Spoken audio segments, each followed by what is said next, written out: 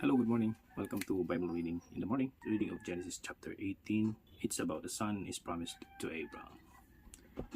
The Lord appeared to Abraham at the sacred trees of Mamre.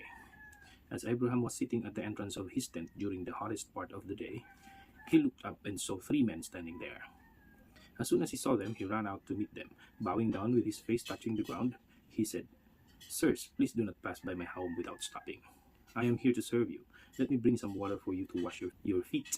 You can rest here beneath this tree. I will also bring a bit of food. It will give you strength to continue your journey. You have honored me by coming to my home, so let me serve you." They replied, "Thank you, we accept." Abraham hurried into the tent and said to Sarah, "Quick, take a sack of your best flour and bake some bread." Then he ran to the herd and picked out a calf that was tender and fat, and gave it to a servant who hurried to get it ready. He took some cream, some milk, and the meat, and set the food before the men. There under the tree he served them himself, and they ate. They asked him, "Where is your wife Sarah?" "She is there in the tent," he answered. One of them said, "9 months from now I will come back, and your wife Sarah will have a son." Sarah was behind him at the door of the tent listening. Abraham and Sarah were very old, and Sarah had stopped having her monthly periods. So Sarah laughed to herself and said, "Now that I am old and worn out, can I still enjoy sex? And besides, my husband is old too." Then the Lord asked Abraham, "Why did Sarah laugh and say, 'Can I really have a child when I am so old? Is anything too hard for the Lord?' As I said, 9 months from now I will return, and Sarah will have a son." Because Sarah was afraid, she denied it. "I didn't laugh," she said. "Yes, you did," he replied.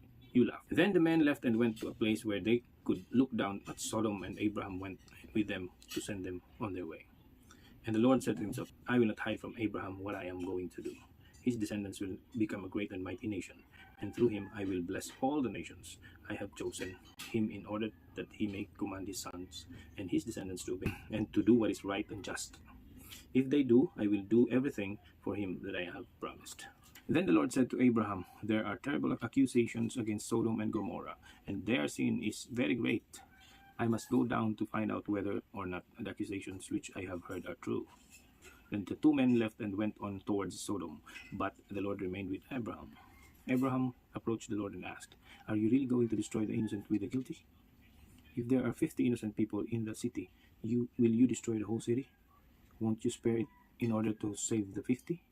Surely you won't kill the innocent guilty. That's impossible. You can't do that. If you did, the innocent would be punished along with the guilty.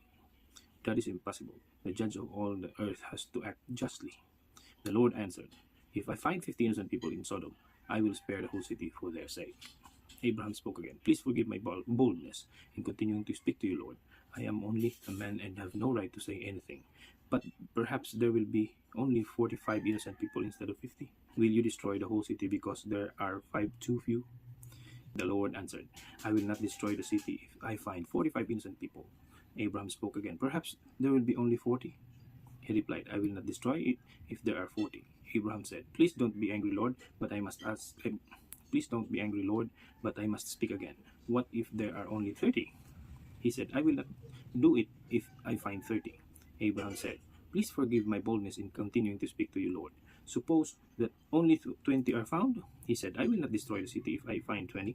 Abraham said, "Please don't be angry, Lord, and I will speak just once more. What if only 10 are found?" He said, "I will not destroy it if there are 10.